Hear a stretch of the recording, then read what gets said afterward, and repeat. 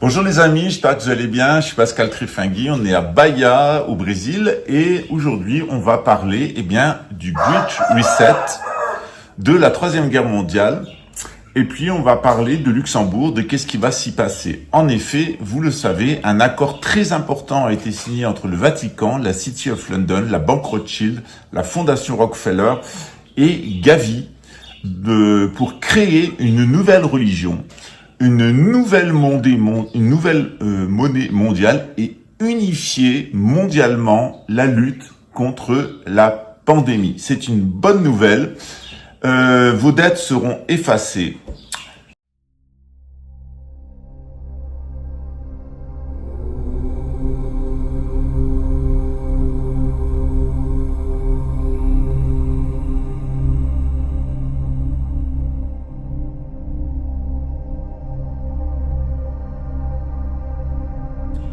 Vous aurez droit à 1200 € environ de pouvoir d'achat par mois sans nécessité de travailler, et tant mieux pour les pauvres. Par contre, vous ne serez plus propriétaire de rien. De toute façon, vous n'étiez pas propriétaire de quoi que ce soit, puisque à 60% des Français, leur logement est la propriété de la banque. Ils en sont propriétaires pratiquement à la fin de leur carrière professionnelle. Donc, pour tous les gens qui avaient fait des prêts immobiliers, vous pourrez rester chez vous, vous serez autorisé à y rester, mais vous ne serez plus propriétaire de rien. On rentre dans une nouvelle ère, l'ère de la gouvernance mondiale. Et puis petit à petit, vous allez voir que tout ce qui a été mis pas à pas en place ces dernières années va amener l'avènement, après la Troisième Guerre mondiale, d'un nouvel ordre mondial. Un nouvel ordre mondial unipolaire depuis Jérusalem. Et puis ce nouvel ordre mondial qui aura amené la paix, la prospérité partout. Les nations seront heureuses, enfin la guerre sera partie, etc. Il va s'effondrer en une seconde. Alors, pas la peine de s'inquiéter. Quand on est croyant, on le sait. On a lu la Bible, on a lu l'Apocalypse de Saint Jean. Le nouvel ordre mondial, il ne passera pas par moi.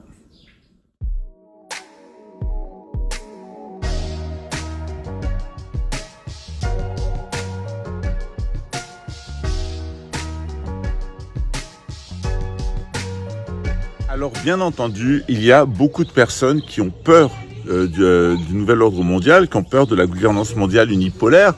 Et ces personnes-là, elles constituent une sorte de résistance dans le monde entier. Mais ces personnes, ce sont des personnes conservatrices. En réalité, ce qu'elles n'ont pas compris, c'est qu'elles appartiennent à la vague précédente. C'est-à-dire qu'avant qu'on puisse obtenir une gouvernance mondiale des nations, il fallait créer des nations.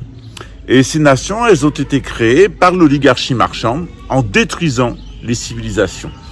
Donc on va vers une accélération du temps, après avoir détruit toutes les civilisations pour créer des nations. Nous qui sommes partisans de civilisation ou qui sont partisans du nomadisme pur, c'était une grande souffrance en réalité de voir nos civilisations avec nos religions, nos initiations être détruites et voir à la place se créer une sorte de civilisation irrégulière, en particulier la démocratie.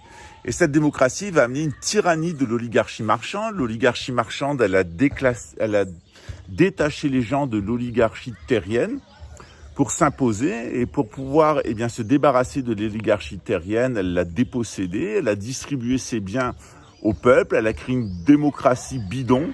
C'est toujours bidon la démocratie, celle-là en particulier, pour faire croire aux gens que le peuple était souverain, qu'ils étaient les nouveaux maîtres du monde, le peuple souverain. En réalité, il n'était pas plus souverain que de beurre en face, c'était une illusion organisée par l'oligarchie marchande. Et maintenant, elle entend exercer la souveraineté elle-même sous la forme d'une tyrannie. Alors évidemment, cette tyrannie, elle fait pas l'affaire des petits tyrans locaux. Vous avez vu Jair Bolsonaro, qui est un petit tyran local, impliqué dans les réseaux pédophiles, impliqué dans le cannibalisme, impliqué dans le trafic de drogue, dans la corruption. C'est certainement une des plus grandes ordures du Brésil, un corrompu, un mafieux. Et comme tous les antéchrists, il s'est fait passer pour un saint. Ce qui est formidable avec les pédovskis, c'est qu'ils arrivent à se faire passer pour des braves types. Donc, tous ces nationalistes vous font croire qu'ils sont des braves types, mais quand vous allez renifler ce qui se passe derrière Asselineau, ça pue, derrière Dupont-Aignan,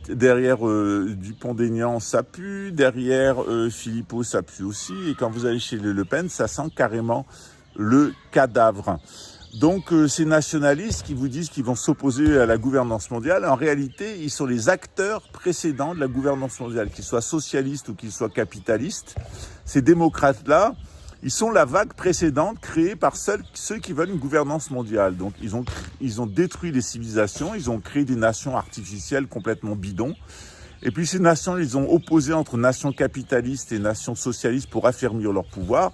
Et maintenant que leur pouvoir est total, ils gouvernent tout, la Chine, la Russie, etc., le monde entier. Maintenant, ils mettent en place leur projet. Et ce projet, c'est un projet de légalisation de la pédophilie, de consanguinité générale, puisqu'ils vont se multiplier. Il y aura 120 millions de personnes autorisées à vivre qui seront en relation des descendants de ces 12 familles importantes autour de la famille royale d'Angleterre. Ils auront 360 millions de bâtards du genre d'Adolf Hitler ou de Bill Clinton, qui était un bâtard des Rothschild. Et vous aurez 7 milliards de personnes qui ne seront plus nécessaires car remplaçables par des robots. Même l'émir de Dubaï a remplacé, ou du Qatar, l'émir du Qatar a remplacé son garde du corps par un gigantesque robot de 2 mètres de haut, dont il pense qu'il assurera mieux sa sécurité. L'imbécilité des Bédouins enrichis au gaz n'a aucune limite. D'ailleurs, ils étaient annoncés dans un hadith du prophète que la fin des temps arriverait, le jugement de l'humanité, quand des Bédouins construiraient des tours et seraient entourés par toutes sortes d'artifices.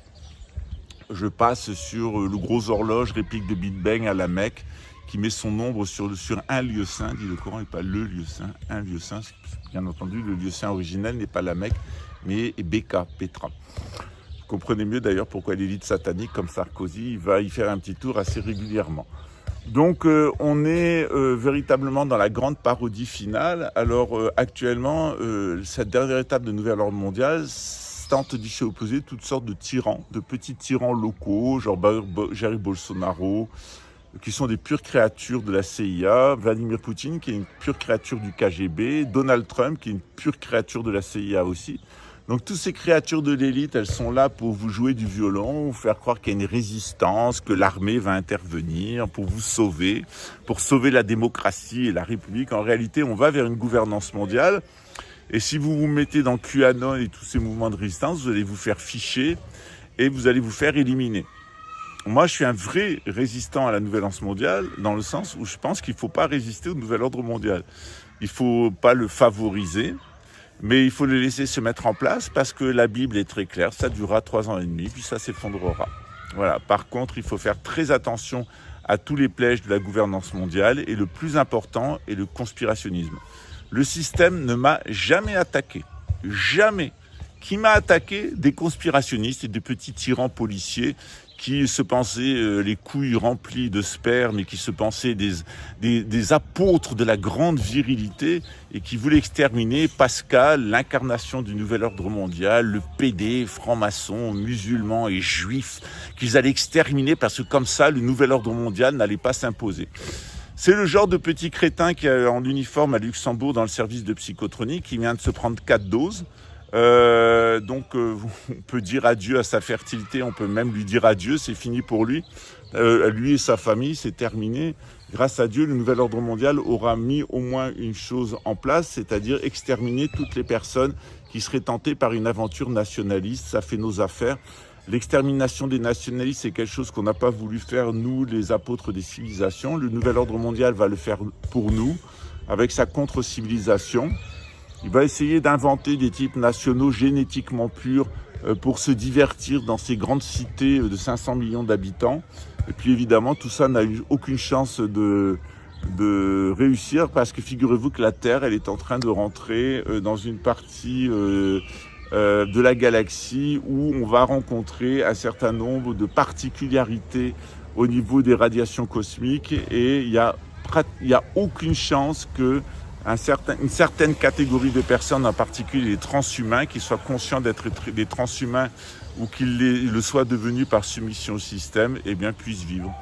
Donc c'en est fini, on rentre maintenant aux alentours de 2028 dans des phénomènes astrologiques et astronomiques même qui font que les transhumains n'ont aucune chance de survie, que vous ayez été consciemment transhumain ou que vous ayez accepté le transhumanisme passivement, vous serez de toute façon éliminé. On va se débarrasser des 2/3 de l'humanité et je dois dire que c'est un réel plaisir parce que c'est pas les meilleurs.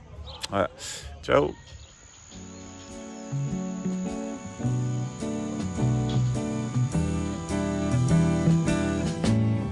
Ô Seigneur, je viens vers toi, je te cherche, mon Dieu. Ô Seigneur, écoute-moi, je t'espère, mon Dieu. Toi, Seigneur, tu es la vie, moi je n'étais rien. Toi, tu m'as donné la vie, moi je suis ton enfant. Ô Seigneur, je viens vers toi, je te cherche, mon Dieu. Ô Seigneur, écoute-moi, je t'espère, mon Dieu. Toi, Seigneur, tu es la vie, moi je n'étais rien.